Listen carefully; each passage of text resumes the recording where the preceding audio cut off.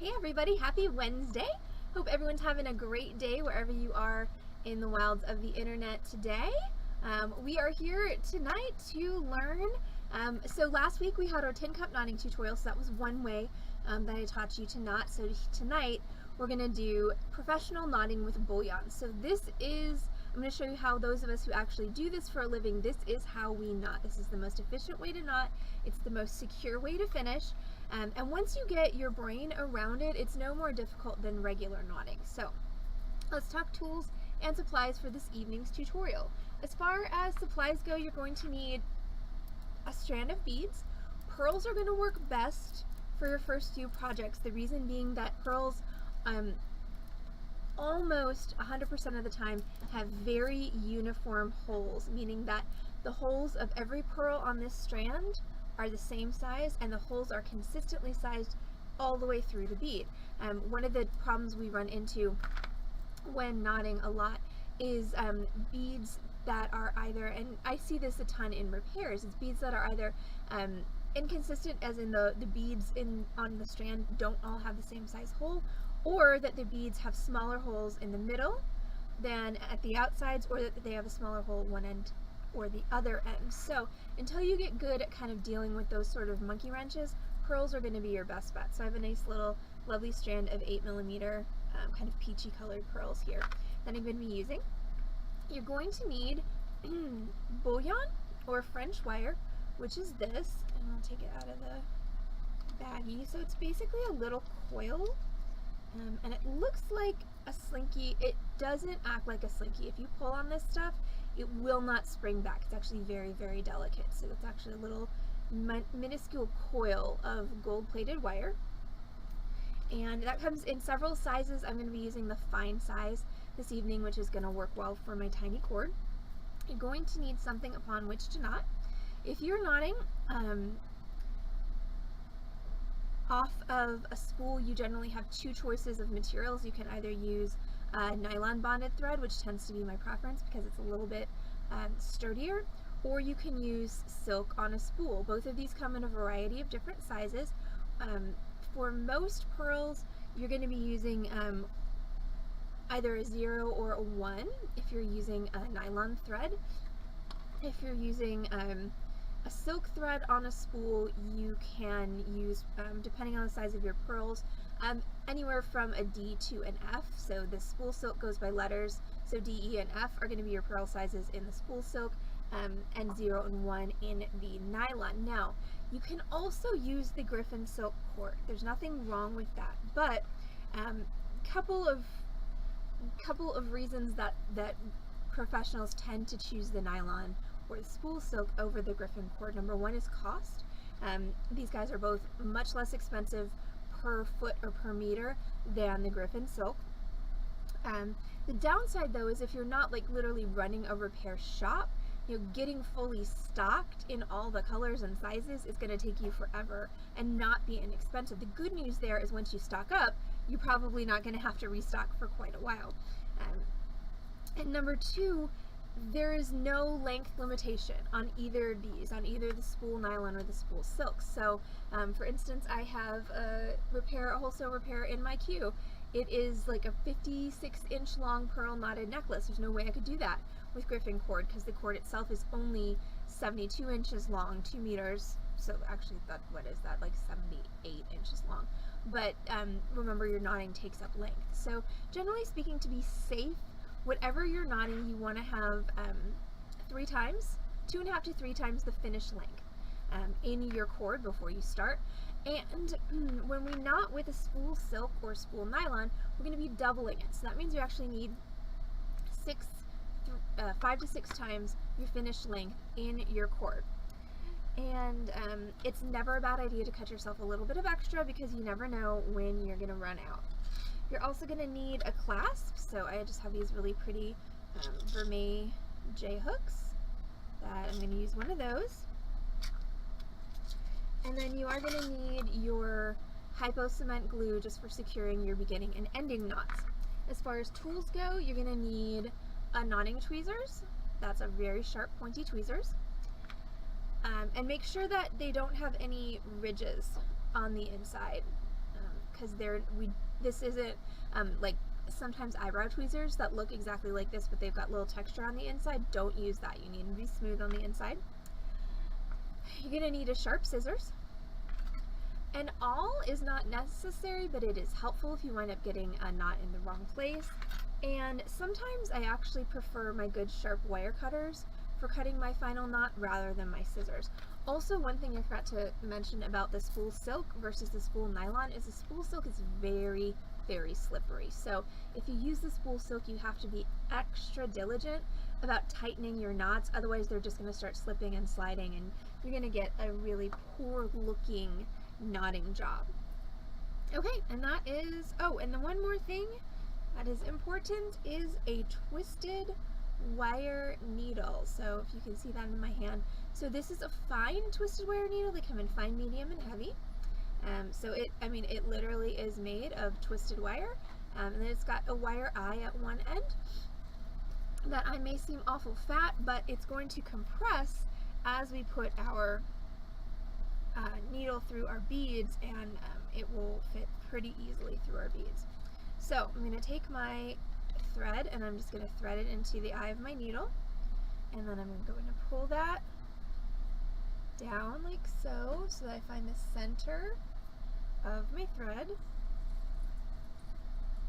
and then I'm just going to tie a regular overhand knot at the very, very end of my thread. This knot is not actually going to be part of my work at all. It's just to keep my beads from falling off as I'm doing my finishing process, or my starting process and my finishing process, but that's going to come later.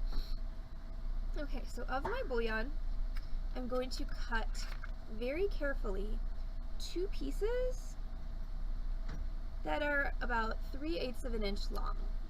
And your scissors is actually a better tool for that than your wire cutter, because especially if your wire cutter is not super sharp, has a tendency just to mash everything, which is not helpful, because this is a tube, so if you smash the end of it, you're not going to be able to string your cord through it.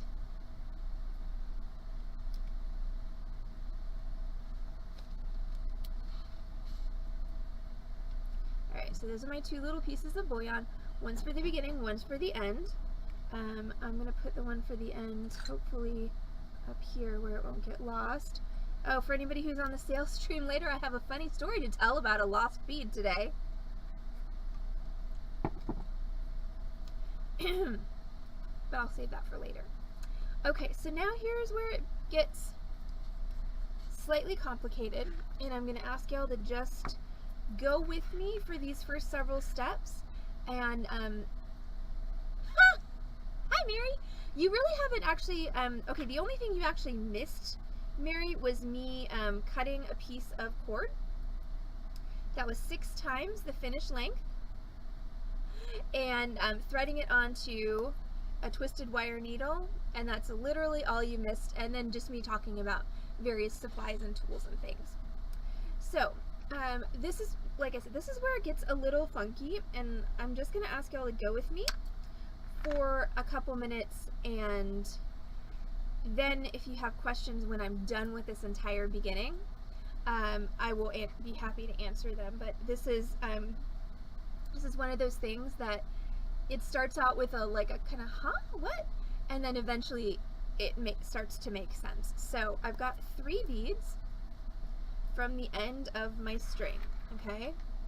And so assuming that I wanted to keep this order, I'm going to string on this bead first, then this bead, then this bead.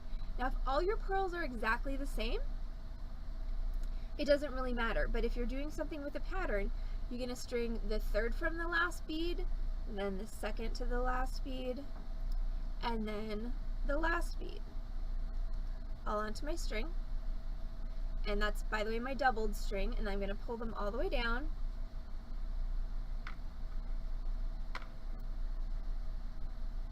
So that they're right close to that knot. You don't want them directly on that knot, but I've got them about 1 inch or 1.5 inches away. Then I'm going to thread on my bullion piece, and this you have to be pretty careful about because it squishes just so easily. So I'm going to thread my needle through that little tube like so.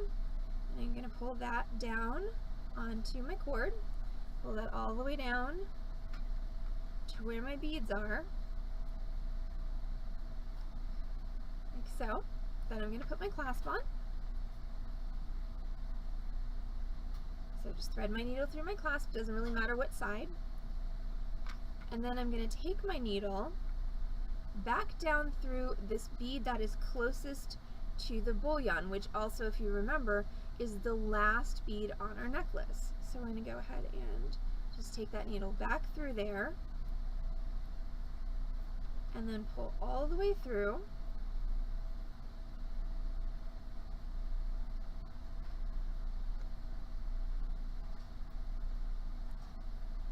And sometimes it can get kind of hinky, so if you get this little kind of bubbly things, just pull on one cord and then the other until they kind of go away. And just keep pulling until that bullion makes a little loop.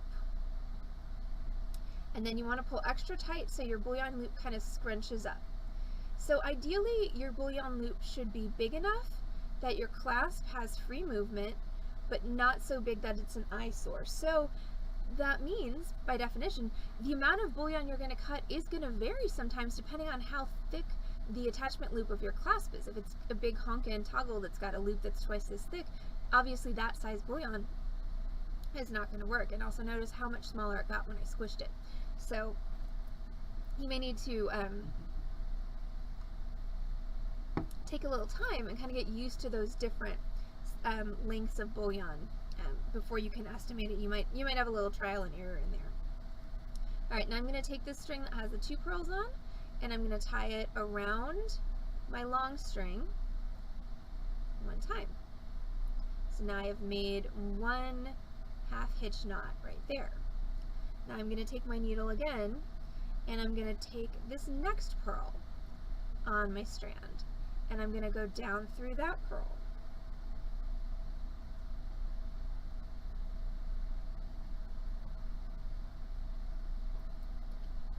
Like so. And then I'm going to do the same thing. Tie the short string around, around the long string. Like so. And then last thing we're going to do is go down through this 3rd bead.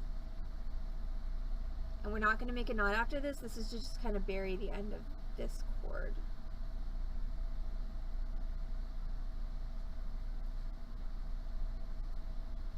So again, pull all the way through. Snug that up, and there you go. So now, hopefully you can see why I strung on the 3rd bead, then the 2nd bead, then the 1st bead, because then we flip around and reverse it, and the bead that we strung on last is the one that winds up closest to the clasp. Now I'm going to go ahead and string all my beads onto this cord. Okay, so that's just going to take me a minute. And I think, because of time tonight, I think I'm going to do a bracelet length instead of a necklace length. Everything is exactly the same if you're doing a necklace. It's just, you just use more pearls. So I'm going to string about, considering that I've got a clasp that's going to add length, considering that the knots are going to add length, I'm going to string about 6.5 inches of pearls on here and see where that,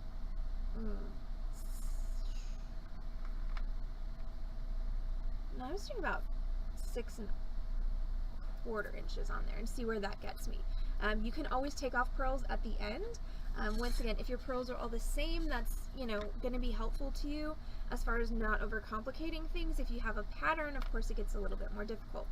So about the beads, about the knots adding length, you can generally count on your knots adding a minimum of 1 inch per 16, because you are actually putting space in between each bead. This can be a really good way of making like a 16-inch strand longer. If you need an 18-inch strand, but you only have 16 inches of beads, go ahead and knot it, put a reasonably sized clasp on it, and you're probably going to wind up with an 18 or even 18.5-inch necklace. So it's a good way to stretch things if you don't have enough. The tin cup knotting that we did last week is also a really good way to stretch things, because you're literally not just putting a knot in between each bead, you're putting a space too. Okay, another 1.25 inches.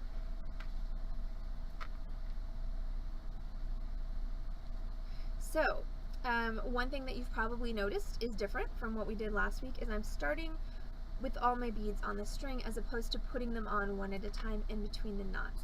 Once again, this is just a much more efficient way to do this because you're not going back and forth between, you know, pick up the tool, put down the tool, pick up a bead, string it on, pick up the tool, put down the tool, pick up a bead, string it on. It's a lot of wasted movements where if you just string them all on at once, then you're gonna get, you're gonna be a lot more efficient. Okay, so now I've strung on my 6 1/4 inches. Hi Corvus, hi Lori. Okay, so now I've strung so I have my bullion start that I did. I've strung on my 6 1/4 inches of pearls. I'm gonna go down here to the end of my cord and I'm just gonna tie a slip knot, which is just the kind of knot where you, don't do that, where you go around and pull through a loop, like so. So ideally this is the kind of knot where if I pulled on both these ends, it would come out. So slip knot, that's just so that my beads don't fall off the end when I start to do this. Okay, so now, how do you knot when your beads are all already on your cord? Okay, assuming you are right-handed, it goes like this. I'm gonna take my beads that I've already knotted, the ones that I did with my starter, in my right hand. And I'm gonna place my first knot right after this third bead, because remember we didn't have a knot there. No, this is the end that I did the beginning on. The needle is, so this is the end I'm working on and my needle is up here.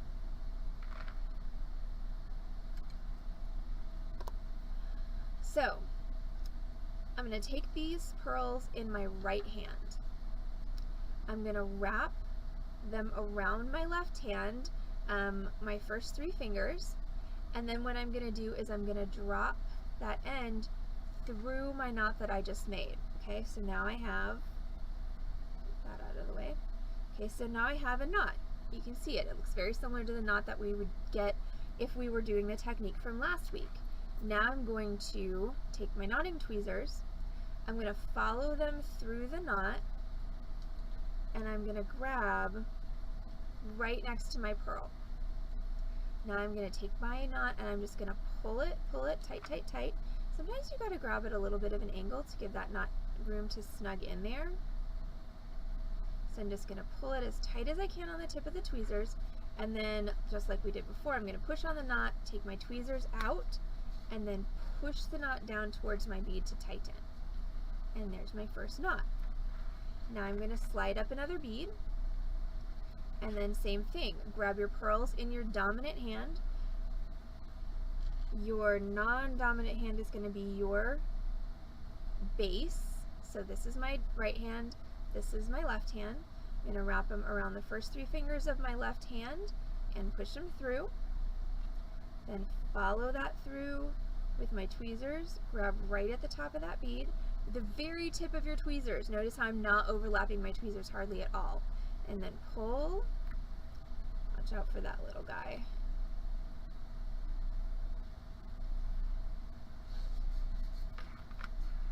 Okay, so this is something that happened to me last week, and it's something that's just happened to me now. So my tweezers, or my knot fell off my tweezers before I was ready. So your rule of thumb is if part of the knot is touching your pearl, then you should be able to tighten it down and it'll be fine. If none of your knot is touching the pearl, take it out and start again. This one looks like it should be fine though, so I'm just going to push that knot down as close against the pearl as I can get it, and there we go. All good. Alright, now once again, around, through, tweezers, pull, and push. Slide down another one. Around. So as your pearls get longer, it's easier to kind of pull them through instead of push them through that knot. Either way is valid. Grab, pull, and push. slide down another pearl. So again, wrap around your left hand, go through the knot, follow through the knot with your tweezers. Trying to aim watching the screen does not work very well. Oh dear. Yes, that too. Okay, so this one I just completely screwed up. Like, there's no way that's gonna make a nice knot. So I'm just gonna take, this is where your awl is gonna come in handy, and I'm just gonna take my awl and kind of tease apart my knot, being very careful not to split or rip my cords. There we go. And a good trick is to just insert your awl into the center of the knot and then just gently wiggle your knot down. And then you should be able to take it out. Yes, I can't, so it is possible to knot without tweezers, also the awl can be used as a knotting tool by itself, or you can knot with just your hands. I can knot with just my hands. I am super duper slow at it. So when I have a choice, I will always go for tweezers. Okay, so let's try that knot again. I'm holding my pearls in my right hand, wrapping around my left hand, pulling or pushing through. This time I'm going to look at the project instead of the screen. So under, grab, pull nice and tight. There we go. That's what I wanted last time. And then push. So, awesome. Cool. Thanks, Lori. Good luck with the moving prep. Okay, so this looks, if you're doing it quickly, something like, not that, goodness.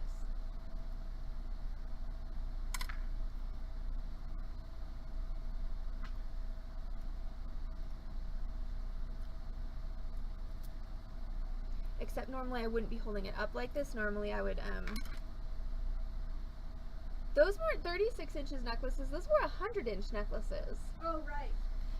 Normally I'd be holding it down in front of me, but just so you can see, when you get good at it, it goes really fast. Because once again, you're not having to change motions, you're not having to change tools, your brain's not having to change gears. Just shoop, shoop, shoop.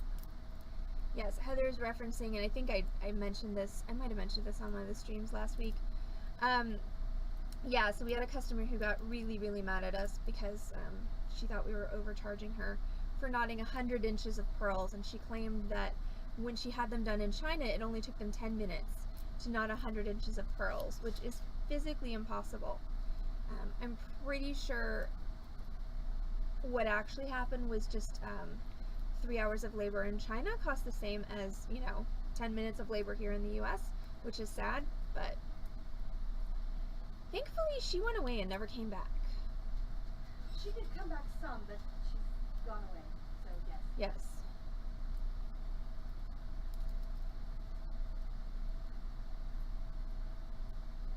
So as I'm getting close to my end, I'm going to take a minute, I'm going to check my length. Okay, and I think that's going to be about perfect. So when you're doing a bullion finish, you need to not place any knots between the last two, between the third to last and second to last and last beads. So I've got a knot here, but I have no knot here and no knot there. That's because when we come back with our bullion finish, we're going to put a knot there, we're going to put a knot there. Yes, well, some of our customers are definitely, lovely is one way to put it. Okay, so now I'm going to take my needle and I'm going to grab that piece of bullion, which I have amazingly managed not to lose. Don't quite know how, considering what the rest of today has been like. Thread. So you don't need to thread more beads on here because they're already on here. So I've got my bullion on there, and I can just go ahead and this time I can gently pull that down until it is right next to my beads. I'm going to grab my clasp, so this is the other half of my hook and eye. So put through the loop, and then I'm going to go down through this bead that's closest to the bullion, and you have to kind of finagle it a little bit here. So you want to have the bullion basically touching the top hole of your bead, but you need to leave yourself just a little space so you can get your needle in there. So I'm going to grab my needle and I'm going to go down through the hole of that bead.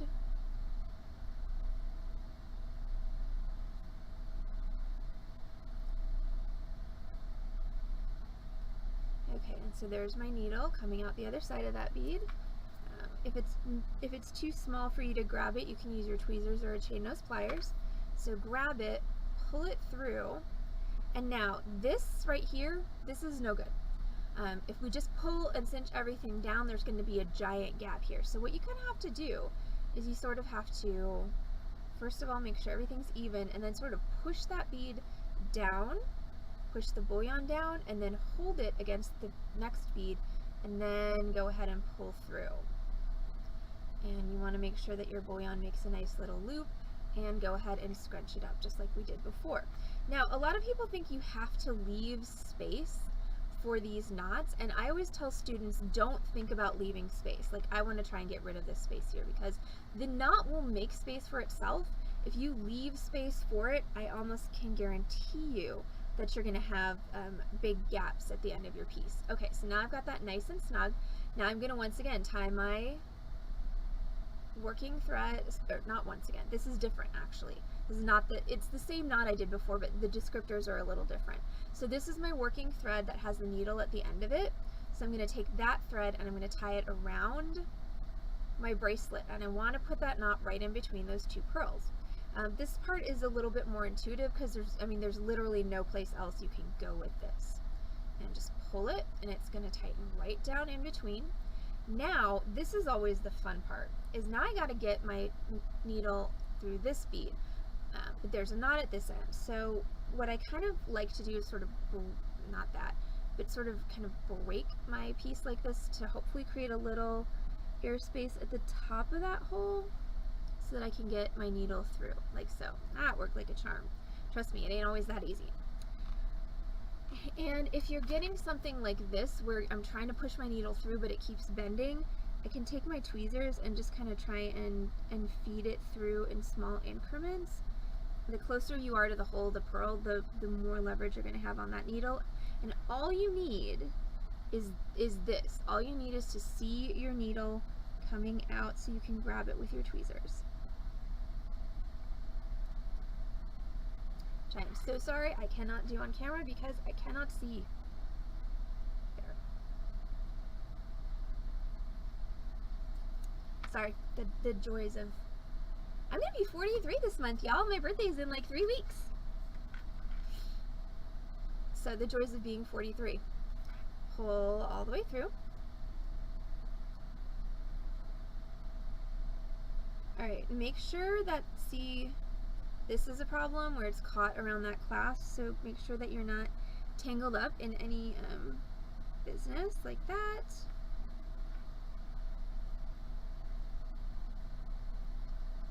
And you want to go ahead and give that a good yank. Yes, we will be having actually a sale on my actual birthday. So yes, we will be having a birthday sale. Birthday sale! We'll have to do something fun since it's my birthday. We'll have to do the shot game or something like that. Yes. And we should get a driver. Alright, so now I'm going to go ahead and do the same thing. I'm going to go round and through, like so, and again, pull tight.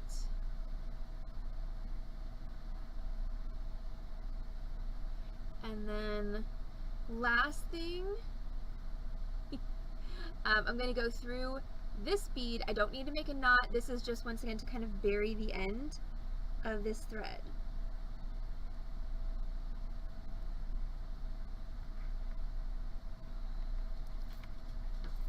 And once again, if you can't get it through, Just use your tweezers to sort of try and push it through. You just need to get enough through that you can grab the end of your needle. Okay, so there it is. You see it poking out, that little gray thing right there?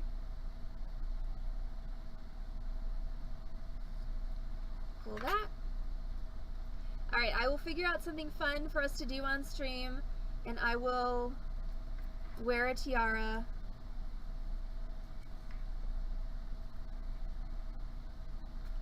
Okay, there we go. So now we're going to go ahead and glue our knots.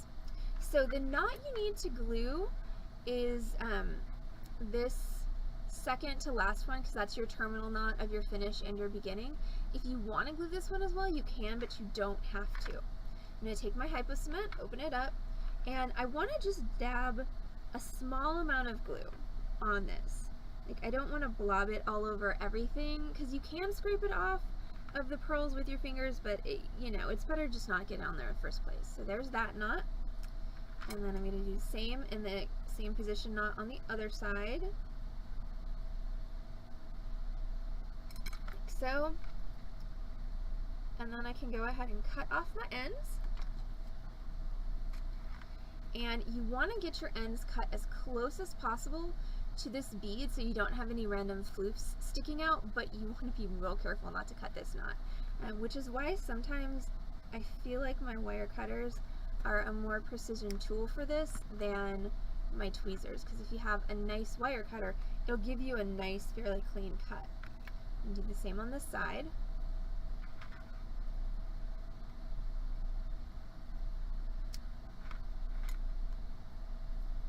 And there we go.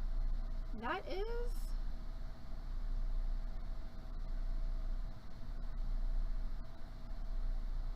professional knotting with bullion. So your bullion finish is so much more secure than a bead tip, because you're not relying on that little metal hook of the bead tip to hold all the weight or take all the load on your piece. You actually have it, you know, wrapped around and tied down here, so it's a much more secure finish. You still have something to protect your cord from your metal clasp. That's what your bullion is for, plus it just looks really pretty and nice at the end of your bracelet. So that is it for our stream tonight, our tutorial stream, professional knotting with bullion. Thank y'all so much for hanging out with us on the Beading Dreams Wednesday evening tutorial stream. We will be back on this channel, twitch.tv/beadingdream, in just about 30 minutes or so, with more new merchandise and more of that CZ Pave trunk show. Thanks, me. And if you're not going to join us for the sale at 7:30, don't forget you can find us on this channel, twitch.tv/beadingdream, 5 times a week with complimentary tutorials. We stream Wednesday, Thursday, Friday, and Saturday at 6 p.m. and live merchandise sales every Wednesday and Saturday at 7:30, plus a bonus lunchtime stream tomorrow, Thursday, at noon. So that means tomorrow I will be back at noon with this project. This is, I'm calling it an ear festoon. It's a really fun ear decoration project, and it's great even for those who don't have pierced ears, because there's no actually, you know, going through your ear. It just wraps around your ear, but it's a little more elaborate than an ear cuff, and I think it's pretty fun. So that's going to be our lunchtime tutorial tomorrow. Festoon, yes.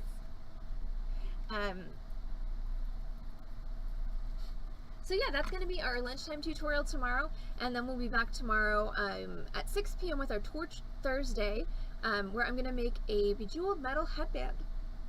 Excuse me. So now it's time for me to go grab stuff for the sale and finish up all the closing duties, but I will see you all back, hopefully on this channel, twitch.tv/beadingdream, in half an hour for the sale. If not, hopefully we will see you back on this stream for a tutorial or a sale real soon. So everyone have a good 30 minutes. Don't forget to hydrate, get your cocktail, get your comfy pants on, and I will be back on this channel, twitch.tv/beadingdream, in 30. Bye!